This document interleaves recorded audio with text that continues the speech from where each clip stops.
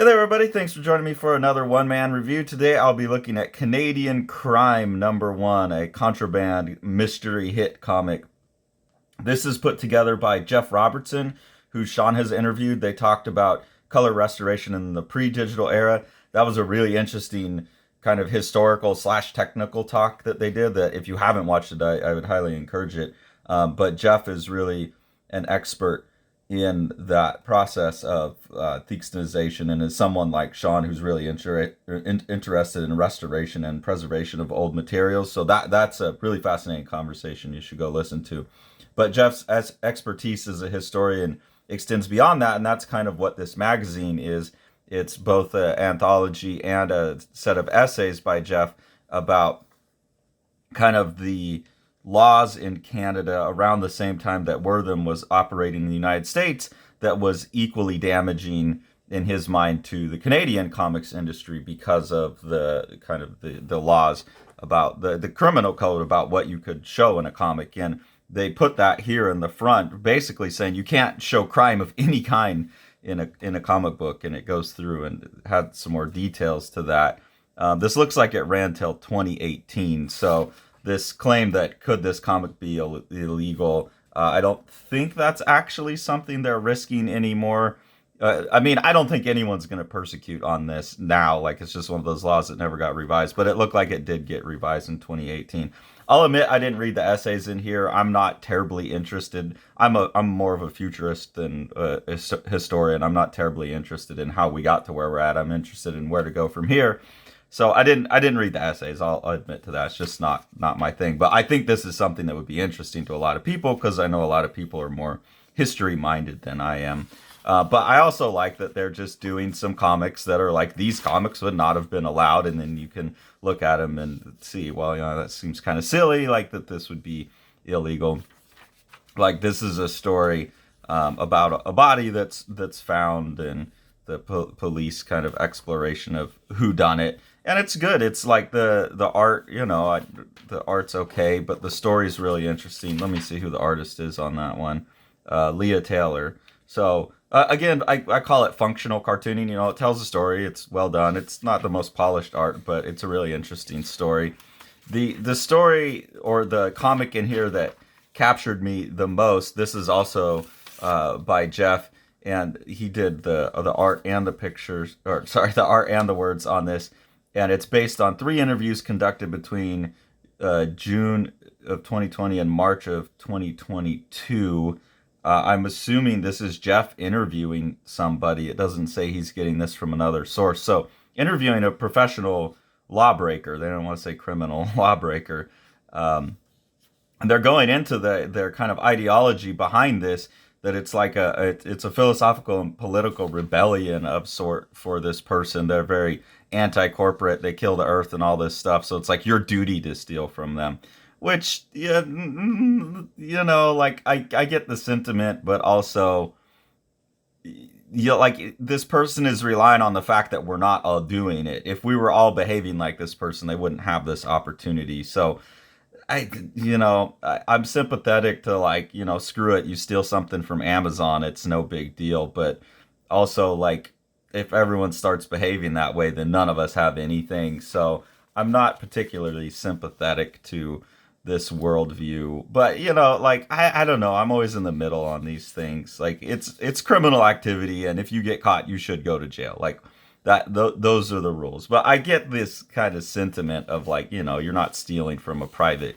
individual. And they do have an ethic in here of, like, look, don't steal from small businesses. But then they're going on and they're talking about, like, steal from someone's porch and it's no big deal because Amazon will send them another one. And that's just, to me, like an asshole move. Like, you've made someone's day more complicated. If you can figure out how to steal it from directly to Amazon, fine, I guess. So it's this weird thing where people kind of develop their own rationale for things. They explain things away. Like, they're talking about stealing people's cars too. It's like, oh, I'll see if a car hasn't moved for 4 weeks, and then it's like, okay, because someone's just wasting it. Well, that fucking pisses me off because, like, Tori is sick with long COVID right now, so her car's not moving. because she doesn't, and it actually led to the car needing to be jumped because she hasn't driven it around the block enough. But she can barely walk around the backyard for 5 minutes without getting tired. So in this guy's mind, the car hasn't moved. She's not using it. It's a waste. He might as well steal it and make some money. But in my mind, like, fuck you. We're already dealing with like this thing that is making our life exponentially more difficult. And then you're going to come along and steal our car just because it hasn't moved. So that's where it's like this rationalization of behavior. It just doesn't set right with me. The comic that Jeff made is really interesting. There's YouTube channels that I really like. Lad Bible over in the UK, and then Soft White Underbelly here in the States, where they talk to the criminal element and the sex workers and drug addicts and the impoverished people. And it's cool to get that other side. The Lad Bible is more like murderers and criminals over in the UK. It's really interesting to get that view of reality. And so I appreciate what the comic's doing. But the person that's being interviewed in this, if I was sitting there talking to them, I'd be tempted to kick him in the fucking teeth. I remember having a visiting artist when I was at Berkeley, and their whole art practice was filming themselves, like breaking people's windows and stealing the CD players out of their cars, and then their sculpture was like all the stolen stuff. And I had just had mine stolen. I mean, this person was operating in Mexico, so I don't think they stole mine, but it was another one of those like fuck you moments. And they had like had their Chihuahua rape on camera somebody's like well-bred poodle or something like that. They were just doing these. So it was a similar ethic to this, and I just remember sitting there being like, why are we even celebrating this by listening to it? It's just someone being kind of a selfish asshole. And that's how I felt about this person's interview. Here they're talking about the fact that you can go into Walmart and just pile your cart full of stuff and run out, and the employees aren't allowed to stop you. That's true, not just in Canada or Walmart, but pretty much every retail establishment I know. Plenty of them that I've worked with, they'll say like in an art store, the only thing you're allowed to do in a Michael's or a Joann's or some Hobby Lobby, something like that, is if you see someone putting pencils in their pocket, you just go up and be like, oh, would you like hard service them is what they call it. Well, would you like some erasers? I see you're interested in drawing, and you're supposed to scare them. But people figure it out, and unless they can get the security guard to catch you, it's pretty much free stuff everywhere. So yeah, we could all be doing that all the time, but the policies would change if we were all doing that. But it is an interesting thing. They're worried about getting sued. So that's that one. There's a lot of interesting like how to do it stuff, which seems a bit irresponsible too, like how to steal a car and how to clean it and sell it. But interesting information. This one, Contraband Comics presents Fuck This, Let's Go Do Some Crimes. I do like the cartooning in this one, but it's really just people being annoying and fighting the cops just to fight the cops, and fuck you, pig, and just being rebellious. And I don't know, this isn't selling me on the idea that, fuck the cops. It's like, hey, you're being a young, obnoxious punk just running around beating people up, and, fuck the cops. You're not selling me on that. And then to end that with like, oh, look at this poor guy. He's got a gun. Let's shoot him. He's stolen all this money.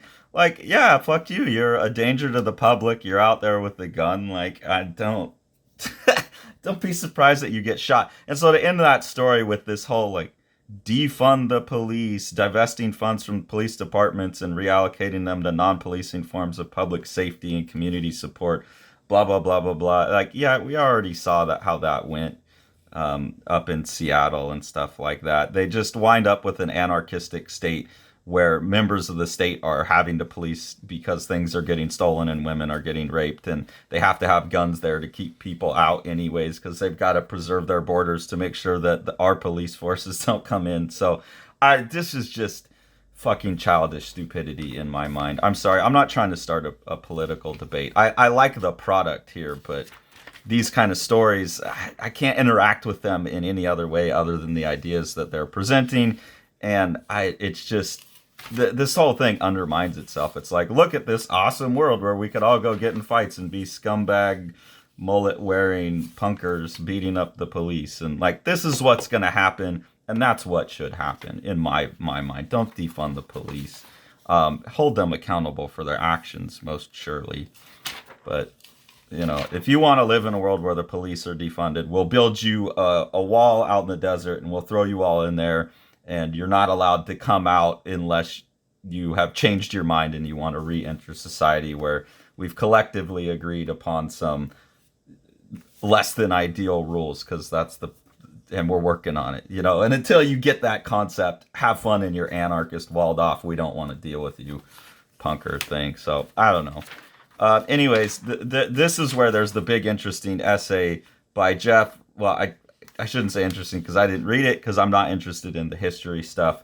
But I think this will be very interesting for a lot of people, and I think this is a legitimately interesting contribution to the history of comics. I really like that Jeff is doing this just on his own. He's not doing this within academia, so he is divorced from like the proper way to do things. I do identify in some sense with the rebellious punk aesthetic of this all. Contrarian by nature, and things within systems do get locked down. So I do appreciate when people like Jeff are doing something outside of the system, but they're doing it intelligently and thoughtfully, and they're doing it with the same amount of research and care. They're just not being bound by the rules, unflexible rules. That's interesting.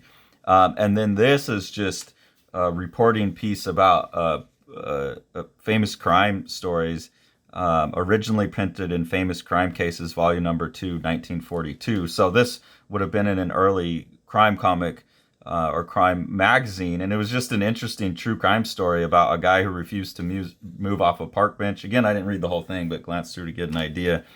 He wouldn't move off a park bench, so he got shot, and then the guy who shot him shot himself, which is a bizarre story. And so this is just an example of like the interesting true crime stuff that would have been published in a magazine that was seen as detrimental to children. Interesting to find this photo of like these kids looking at the crime scene there too. Like it's the comics that are corrupting the kids, not the fact that you're allowing them to sit around, look at a bloody bench with the police officer picking bullets out of the bench. Kids all over the place here too. So it's funny. I think maybe that's part of why they picked this article, is because it's a bit damning the other way. So that's interesting. I think the whole thing's an interesting project. It's just, there's going to be things that you enjoy and things that you disagree with when it gets political like this. That's fine. And then this one here, that's kind of another political ad piece, public service announcement about the Royal Canadian Mountie Patrol not publishing their data on police-related shootings. And I think they're making some intentionally bombastic claims about they're targeting anyone who isn't a cis man, but I'm sure that there's data that somewhat backs up that claim.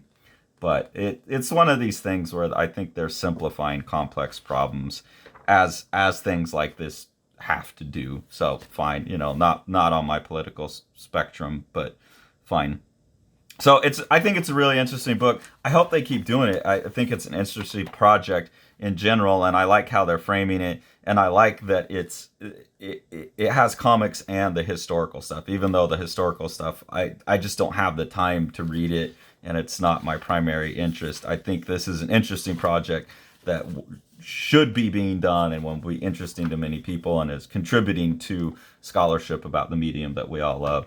So if you can get a hold of it, it's $9.99. I'll put a link to where you can order it. Really excited about the cover here by Jay Stevens. Jay Stevens is someone I've been following on Instagram lately, and I think I ordered some of his books. I'm just waiting for them to show up.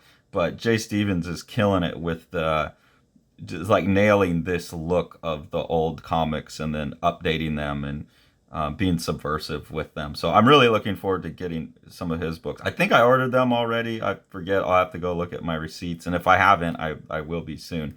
So I think perfect artist to nail this cover. If you enjoy what we're doing here on the channel, there's a couple ways to support us. The best way is If you enjoy what we're doing here with the channel, there's two ways to support us. One is through Patreon. We always appreciate all of that support. We have a couple different tiers, so there's like some competitions and voting and stuff you can be involved in as well. So we always appreciate that. That helps us get the books that we review.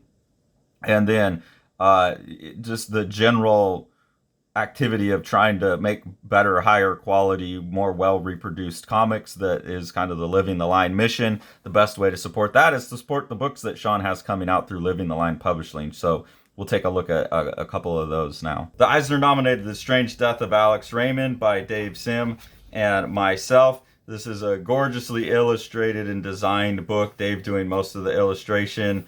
Amazing compositions throughout.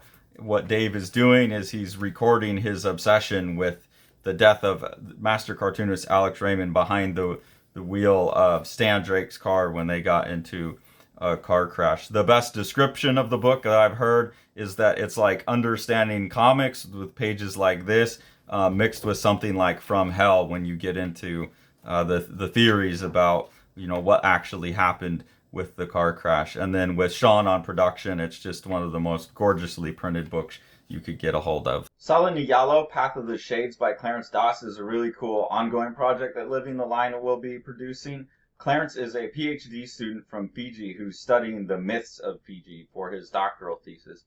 And part of that study project is that he's producing these comics. They're kind of like Hellboy, where there's these little short stories that capture all of these different mythologies. But then he's using that to wrap the project into his doctoral thesis and then provide educational material where people can come to these comics. You know, they don't have to read his PhD thesis. They can come to the comics and get a more consumable version of the mythology of Fiji. Thanks for following along. Take it away, Jack. You want to see all these books? Smash that subscribe button and the like button and the bell, and then you get them.